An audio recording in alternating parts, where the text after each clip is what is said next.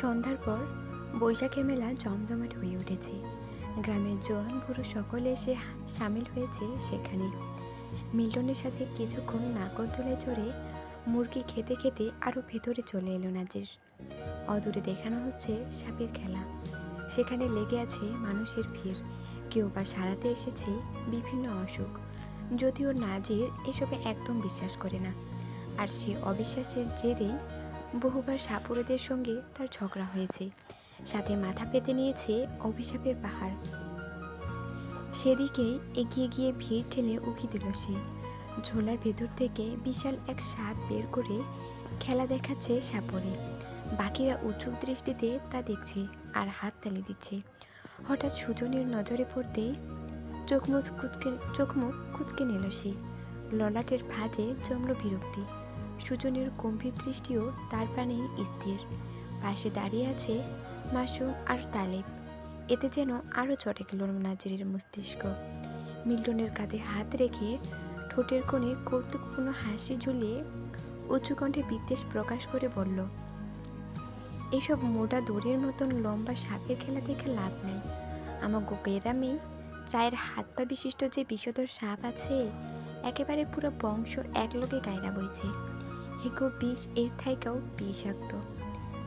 মনোযোগ বিঘ্ন ঘটল মিল্টনের। কিছু বুঝতে না পেরে অবাক নয়নে মাথা তুলে তাকানো তার চেয়েও কয়েক ইঞ্চি লম্বা নাজিরের মুখপানে। নাজির তার কৌতূহলী দৃষ্টি দেখে ইশারায় সুজনকে দেখালো, যা দৃষ্টি এড়ালো না সুজনেরও। রাগে ফুঁসে উঠল সে, তবে কিছু বলার সুযোগ পেল না। তার পূর্বেই ভিড় থেকে হারিয়ে গেল ছেলে দুটো। মাসুমের চাল শক্ত করে বলল, দেখলা ভাই, হারামজাদাই আমাগো সাপ কইয়া গেল। সুজন দীর্ঘশ্বাস ফেলে পুত্র সিফাতের হাত ধরে সামনে হাঁটতে হাঁটতে বলল, কুত্তার লেজ যেমন সোজা হয় না, তেমনি শাহবংশের পুরুষ মানুষকেও চরিত্র আর খোঁচা মারা স্বভাবও কখনো ঠিক হইব না। ভাইয়ের উপস্থিতিতে রাগটা মনে পুষে রাখল মাসুম। সুজাতা কোত্থেকে যেন ছুটে এলো তাদের দিকে। বাপ চাচার কাছে আবদার করল, ফুপু টাকা দিতে বলছে বাবা, বায়োস্কোপ দেখব। তার হাতের ইশারার সামনে তাকালো দুই ভাই। অদূরে অল্প বয়সী ছেলেমেয়েরা ভিড় জমিয়েছে বায়োস্কোপের সামনে। ভালো করে নজর ঘোরাতেই দৃষ্টিগোচর হলো ছোট বোন দুটোকে। সেদিকে এগিয়ে গেল তিনজন। গত রাতেই মামাতো ভাইয়ের সঙ্গে নানা বাড়ি থেকে ফিরেছে সবার ছোটজন। কয়েকদিন এখানে থাকবে, তাদের জন্যই তো সব কাজ ফেলে ভাইয়ারা এসেছে মেলায় ঘুরতে। রাত্রির দ্বিতীয় প্রহর। মেলা থেকে বেরিয়ে ভাতের হোটেলে পেট পুড়ে খেয়ে রাস্তা থেকে ধানের জমিতে নেমে পড়ল নাজির। হাতের ব্যাগটা মিল্টনের হাতে গুছিয়ে দিয়ে পরনের প্যান্ট হাঁটু পর্যন্ত ভাঁজ করতে করতে বলল, এই ব্যাগটা আমার আব্বার ঘরের বিছানায় রাইখা সোজা বাড়ির পথ ধরবি। আমনে কই যাবেন ভাই? বহুদিন সামাদ মিয়া ট্রলারে কইরা মাছ ধরতে চাই না, আজ একটু ঘুইরা আসি। আমিও আসি। না, বাড়িতে যা, ভোরে ধান সিদ্ধ করতে হইব।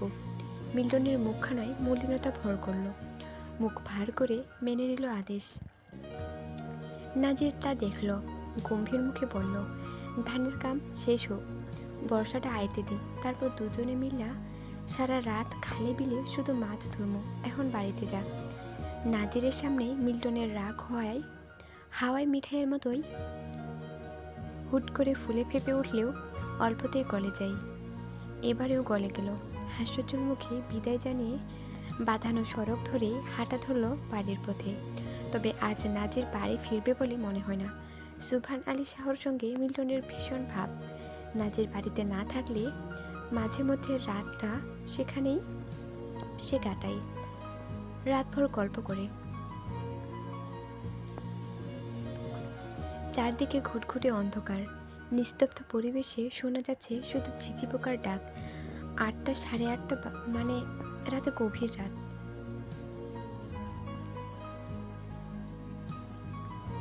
শুনশান ঘাটে দাঁড়িয়ে আছে সামাদ মিয়ার ট্রলার। বাঁশের ডগায় জ্বলন্ত হারিকেনের আলোয় জাল দিয়ে জেলেদের ট্রলারে ওঠার দৃশ্য সুস্পষ্ট। প্রয়োজনীয় সব কিছু গুছিয়ে ট্রলার ছাড়ার অভিমুখে হন্তদন্ত উঠে পড়ল নাজির। গিয়ে বসলো খোলা আকাশের নিচে হাতলের পাশে ঘেঁষে পেতে রাখা ছোট্ট চৌকিতে। হঠাৎ তাকে দেখে সামাদ মিয়ার চক্ষু চড়ক গাছ, সাথে বেশ অবাকই হলেন বোধহয়। পানের পিক পানিতে ফেলে বললেন, আরে নাজির সাজি, ভুল দেখতেছি না তো? নাজির 2 আঙুলের সাহায্যে ঘাড় চুলকায়, কপালে এসে বিরক্ত করা চুলগুলোকে ঠেলে দেয় পেছনে, হেসে বলে, চোখে ছানি পড়েছে, ভুলই দেখতেছেন ভাই। তা কি মনে কইরা আজ এই পথে? এমনি আইলাম, ভাল লাগে না। কেমনে ভাল লাগবো? বিয়ার বয়স হয়েছে যে, বিয়া কর, ঘরে সুন্দর একটা বউ তোল। মাইয়া পামো কই, খুঁজা দেন। নাজির শাহর লাগা মাইয়া মানুষের অভাব পড়ব রে? কবে যাবি শুধু কইস, এমন সুন্দর সুন্দর মায়া দেখামো না। নাজির শাহ প্রত্যুত্তরে শুধু হাসলো। ভেতর থেকে বেরিয়ে এলো সামাদ মিয়ার ছেলে হৃদয়, হাতে তার চুরুট আর হুক্কা। চুরুটটা ধরিয়ে বাবার হাতে দিল।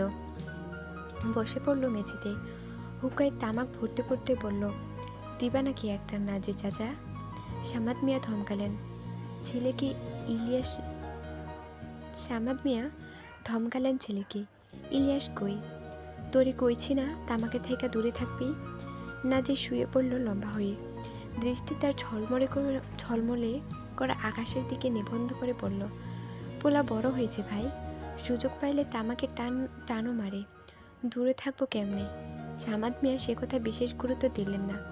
পুত্রকে চোখ রাঙিয়ে ফের পুনরায় প্রসঙ্গ টেনে বললেন, কে রে, মায়া দেখমু?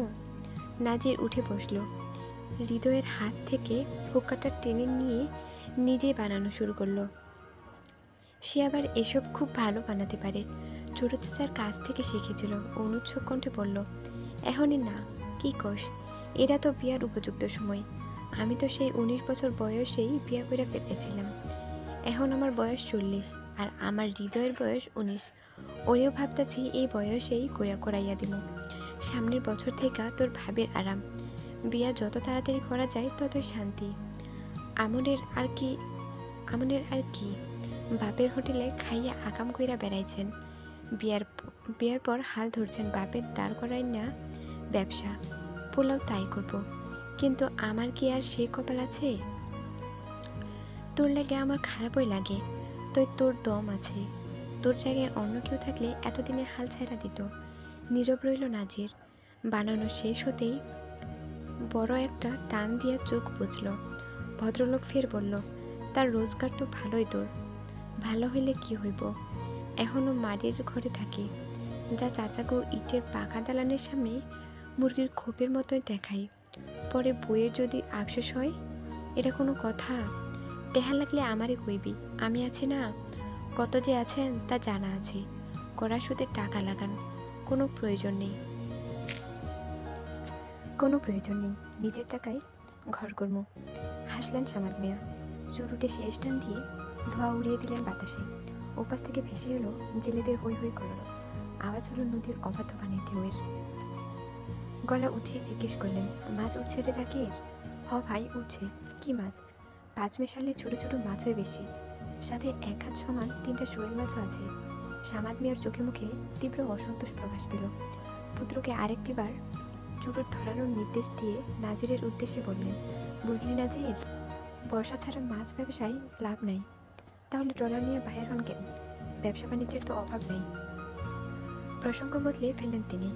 প্রশ্ন ছুড়লেন, তা তোর কথা কয় মন ধান হয়েছে এবার? আল্লাহর রহমতে ভালোই হয়েছে। আমার কাছে 5-6 মণ বেচা দে, যত দাম তার থেকে না হয় বেশি দিলাম। এবার আর ধান বেচবো না, ধান বিক্রিতে বহুত লস হইয়া যায়। তাহলে কি করবি? এমনি আর কতদিন ব্যবসা করবো? কয়দিন আগে ধানের মিল খুলছি। ভালো কাম করছস, ডিলার পাইছস? না পাইলে কইস আমারে। হ পাইছি, গত বছর আড়াতে গিয়া পরিচয় হয়েছে। সেখান থেকে আর কি এই ব্যবসায়ের বুদ্ধি আইলো। তোর চাচারা জানে না? আমি জমি আমার, ফসল এবং পয়সাও আমার, ওরা জানবে কেমনে? ব্যবসা ভালো করে দাঁড় করাই, তারপর এমনি এমনিই জানবো। টাকা পয়সা লাগলে আমার কইস, আমি সবসময় আছি। সুদ ছাড়া দিতে চাইলে কয়েন। না রে ভাই, লস হইয়া যাইব। বাইচা আছি তো এটার উপরে। সুদ হারাম, কত কিছুই তো হারাম। এই যে তামাক খাস, এরাও হারাম। মানে কয়জন? উত্তর দিল না নাজির। হেলান দিয়ে বলল, কম দামে ব্যবহার করা পিকআপ লাগবে 2টা।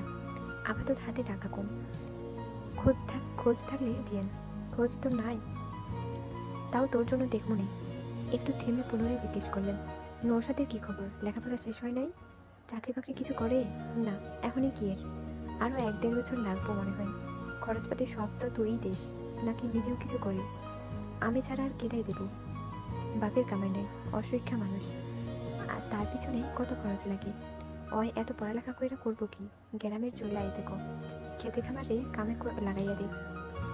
তোর ঠেকা পড়ছে খরচ চালানোর? আমি তো পড়তেই পারলাম না।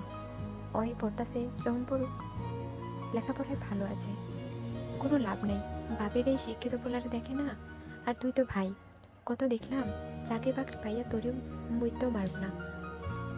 তাই সময় থাকতে নিজের লেখা সঞ্চয় কর। দুনিয়াতে কেউ কারো না রে নাজির, একলা আইছি, একলা যাইতে হইব। মাঝখানে দুনিয়ার জীবনে যেগুলো লোকে দেখা হয় সব কয়টা হারামজাদা। বন্ধু বান্ধব, ভাই বোন, সন্তান কেউ আপন না। এরা আমাগো জীবনে আসে ফুটকি মারা দেয়ার লাইগা। বড় করার দায়িত্ব করছোস, এবার তারে বল নিজের রাস্তা নিজে দেখা নিতে। নাজির নীরব শ্রোতার মতো সেসব শুধু শুনল। গত কয়েক বছর ধরে এসব শুনতে শুনতে সে অভ্যস্ত হয়ে গিয়েছে, তাই এখন আর তার মস্তিষ্ক কথাগুলো প্রভাব ফেলতে পারে না। হঠাৎ করে আকাশটা গর্জে উঠল, ওপাশ থেকে ভেসে এলো জেলেদের আহাজারে। আকাশ ভরে ঝুমঝুম বৃষ্টি নামার জন্য দোয়া চেয়ে হাত তুলো রবির কাছে।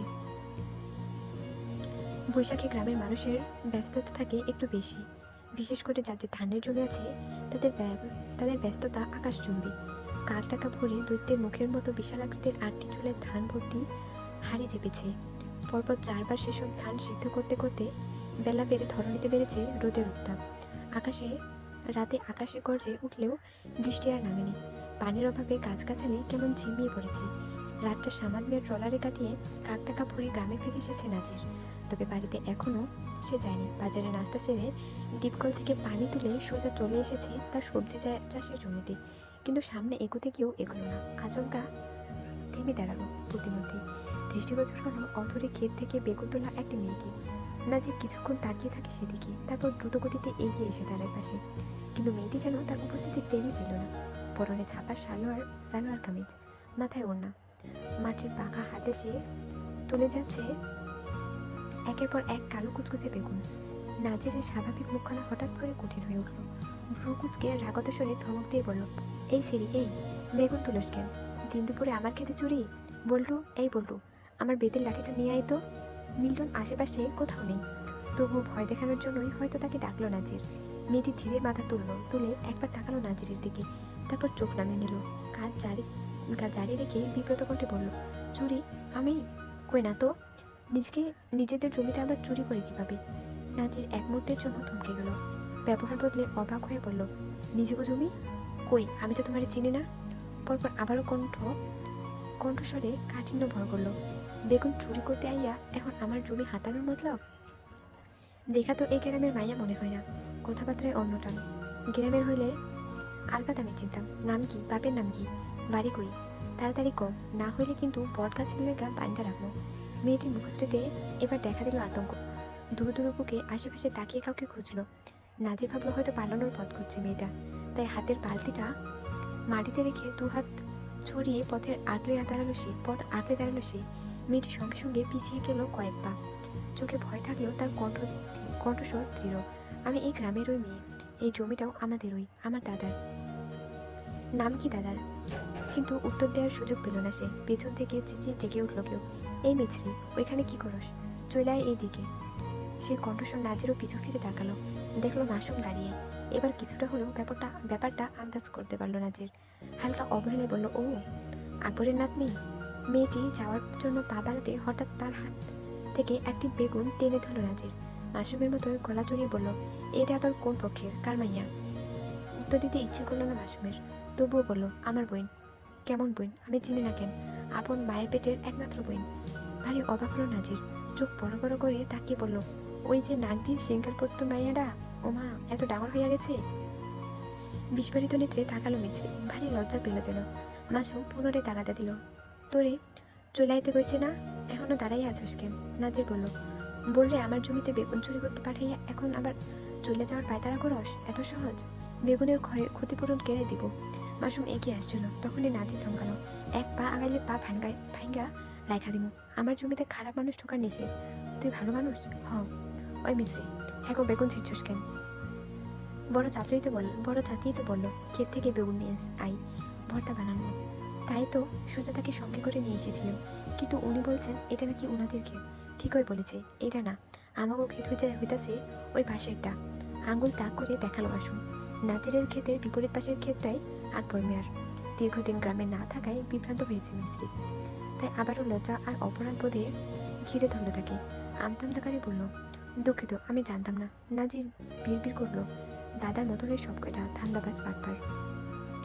লুঙ্গির ভাঁজ থেকে টাকা বের করলো বাসন, বলল, ওর মতো মগার কাছে মাপ চাইতে হইব না। এই নে ধর তোর বেগুনের দাম। নাজি টাকাটা নিল না, কিছুটা অহংকার করেই বলল, শত্রুকে দেখা নাজি নিব না, ভাবলি কেমনে বলে হাত রেখে সব কয়টা বেগুন নিয়ে নিল। বলতে গেলে এক প্রকার কেড়েই নিল।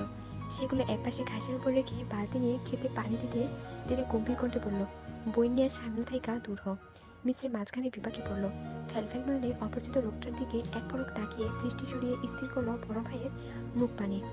মাসুম অযথা তর্ক বা ঝামেলা জড়াতে চাইল না, তাই ইশারায় চলে আসতে বলল। নিজেদের ক্ষেত থেকে বেগুন তুলতে গিয়ে দেখা পেল সুজাতার। মেয়েটা আইসক্রিম খেতে খেতে অপর হাতে ধরা বাকি 3টা আইসক্রিম দেখিয়ে উচ্ছ্বসিত কণ্ঠে বলল, 1 টাকায় 4টা আইসক্রিম পেয়েছি ফুপু। তখন আইসক্রিমের ঢাকনার শব্দ শুনে সে ফুপুকে রেখে দৌড় দিয়েছিল, তাই কথাটায় খুশি হলো না মিছরি, বরং চোখ রাঙালো। বাড়িতে ফিরে যেন তুলকালাম কাণ্ড বাঁধাবে আজ। এই মেয়ের জন্যই তো অন্যের থেকে চোর অপবাদ শুনতে হয়েছে তাকে।